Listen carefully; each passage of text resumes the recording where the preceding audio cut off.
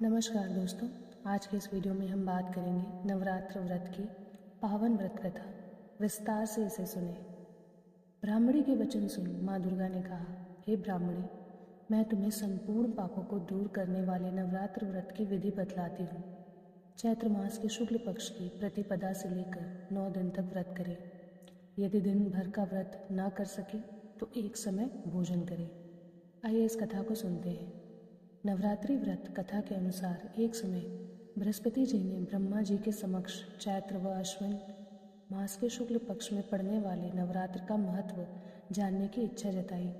इन्होंने कहा, इस व्रत का क्या फल है, इसे किस प्रकार किया जाता है, सबसे पहले इस व्रत को किसने किया, ये सब विस्तार से कहिए। बृहस्पति जी के प्रश्नों का जवाब देते हुए ब्रह्मा जी ने कहा, हे बृहस्पति, प्राणियों के हित की इच्छा से तुमने बहुत अच्छा प्रश्न किया है। जो इंसान मनोरथ पूर्ण करने वाली माँ दुर्गा, महादेव, सूर्य और नारायण का ध्यान करता है वे धन्य है। यह नवरात्र व्रत संपूर्ण कामनाओं को पूर्ण करने वाला है। इस व्रत को करने से पुत्र सुख, धन, विद्या और सुख मिलता है। इस व्रत को करने से रोग दूर हो जाता है, घर में समृद्धि की वृद्धि होती है, बंध्या 5 को पुत्र प्राप्त होता है, समस्त पापों से छुटकारा मिल जाता है। जो मनुष्य इस नवरात्र व्रत को नहीं करता वह अनेक दुखों को भोगता है। यदि व्रत करने वाला मनुष्य सारे दिन का उपवास ना कर सके तो एक समय भोजन करे और 10 दिन पांडवों सहित नवरात्र व्रत की कथा का श्रवण करे। हे बृहस्पति, जिसने पहले इस महाव्रत को किया है वह कथा मैं तुम्हें सुनाता हूँ। ब्रह्मा जी बोले, प्राचीन काल में मनोहर नगर में पीटत नाम का एक अनाथ ब्राह्मण रहता था। वह माँ दुर्गा का भक्त था। उसे संपूर्ण सद्गुणों से युक्त सुमति नाम की एक अत्यंत सुंदर कन्या उत्पन्न हुई। वह कन्या अपने पिता के घर में अपनी सहेलियों के साथ क्रीड़ा करती हुई इस प्रकार बढ़ने लगी जैसे शुक्ल पक्ष में चंद्रमा की कला बढ़ती है। उसका पिता प्रतिदिन जब दुर्गा की पूजा करके होम किया करता, वह उस समय नियम से वहाँ उपस्थित रहती। एक दिन सुमति भगवती के पूजन में उपस्थित नहीं हुई। उसके पिता को पुत्री की ऐसी असावधानी देखकर क्रोध आया और वह पुत्री से कहने लगी, अरे दुष्ट पुत्री, आज तूने भगवती का पूजन नहीं किया, इस कारण मैं किसी कृष्ण रोगी या दरिद्र मनुष्य के साथ तेरा विवाह करूँगा। पिता की बात सुनकर सुमति को बड़ा दुख हुआ और पिता से कहने लगी, हे पिता, मैं आपकी कन्या हूँ तथा सब तरह आपके अधीन हूँ। जैसे आपकी इच्छा हो वैसा ही करो। चाहे राजा से, चाहे कृष्टि से, चाहे दरिद्र से, जिसके साथ चाहो मेरा विवाह करना चाहो कर दो, और होगा वही जो मेरे भाग्य में लिखा है। क्योंकि कर्म करना मनुष्य के अधीन है पर फल देना ईश्वर के अधीन है। कन्या के निर्भयता से कहे हुए वचन सुन उस ब्राह्मण ने क्रोधित हो अपनी कन्या का विवाह एक पुष्टि के साथ कर दिया और अत्यंत क्रोधित हो पुत्री से कहने लगी, हे पुत्री, अपने कर्म का फल भोगो, देखे भाग्य के भरोसे रहकर क्या करती हो। पिता के ऐसे कटु वचनों को सुन सुमति मन में विचार करने लगी, अहो, मेरा बड़ा दुर्भाग्य है जिससे मुझे ऐसे पिता मिला। इस तरह अपने दुख का विचार करते हुए वह कन्या अपने पति के साथ वन में चली गई और डरावने कुशुक्याक्त उस निर्जन वन में उन्होंने वह रात बड़े कष्ट से व्यतीत की। उस गरीब बालिका की ऐसी दशा देख देवी भगवती ने पूर्व पुण्य के प्रभाव से प्रकट हो सुमति से कहा, हे दीन ब्राह्मणी, मैं तुझसे प्रसन्न हूँ, तुम जो चाहो सो वरदान मांग सकती हो। भगवती दुर्गा का यह वचन सुन ब्राह्मणी ने कहा, आप कौन हैं, वह सब मुझसे कहो। ब्राह्मणी का ऐसा वचन सुन देवी ने कहा, मैं आदि शक्ति भगवती हूँ और मैं ही ब्रह्म विद्या व सरस्वती हूँ।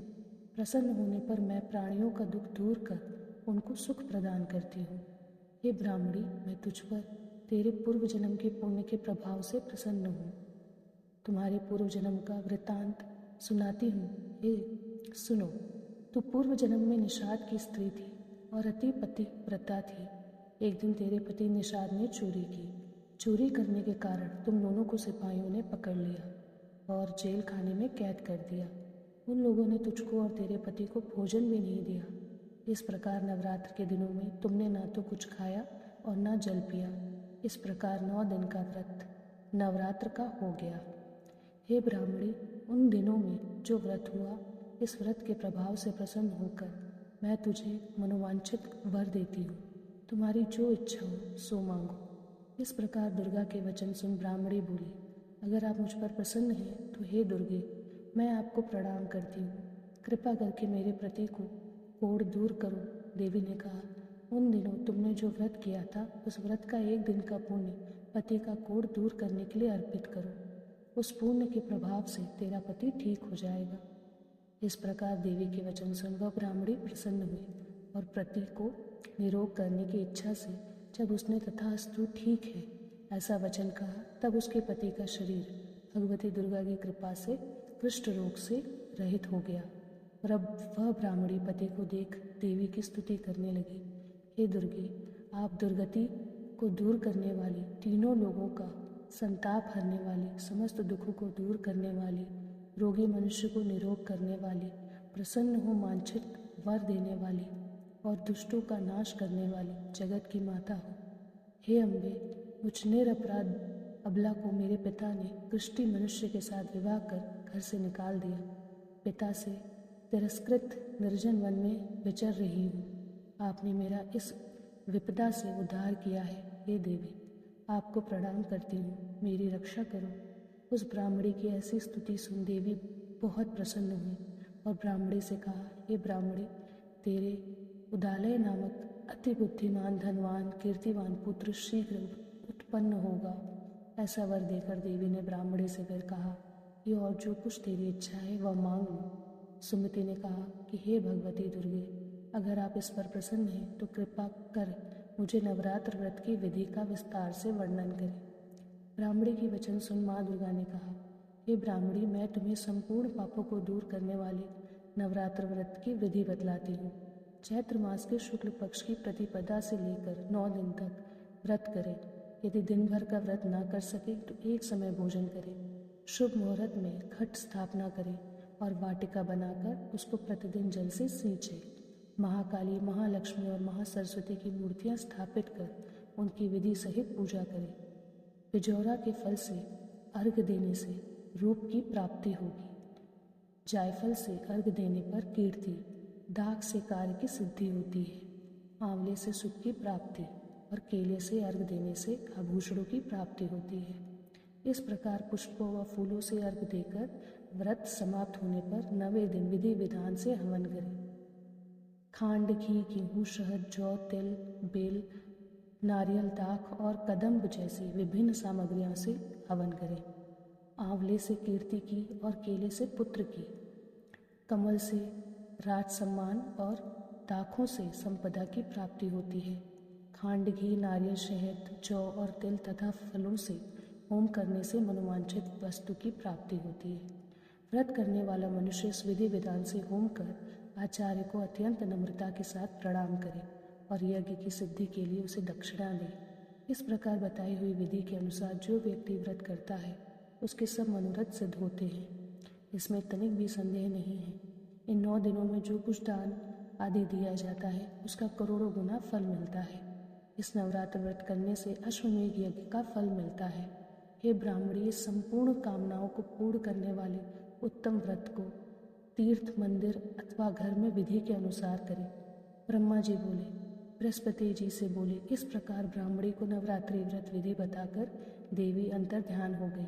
अतः जो मनुष्य या स्त्री इस व्रत को भक्ति पूर्वक करता है वह इस लोक में सुख प्राप्त कर अंत में मोक्ष की प्राप्ति करता है। ब्रह्मा जी बृहस्पति जी से कहते हैं, यह इस दुर्लभ व्रत का महात्म्य है जो मैंने तुम्हें बताया है। ऐसा सुन बृहस्पति जी आनंद से प्रफुल्लित हो गए और कहने लगे कि हे ब्रह्मे, आपने मुझ पर अति कृपा की जो मुझे इस व्रत का महत्व सुनाया। ब्रह्मा जी बोले, हे बृहस्पति, यह देवी भगवती संपूर्ण लोगों का पालन करने वाली है। इस महादेवी के प्रभाव को कौन जान सकता है। बोलो देवी भगवती की जय, माँ दुर्गा की जय। इसी के साथ दोस्तों वीडियो पसंद आए तो वीडियो को लाइक, शेयर, सब्सक्राइब ज़रूर करें। मिलते हैं अगले वीडियो में। धन्यवाद।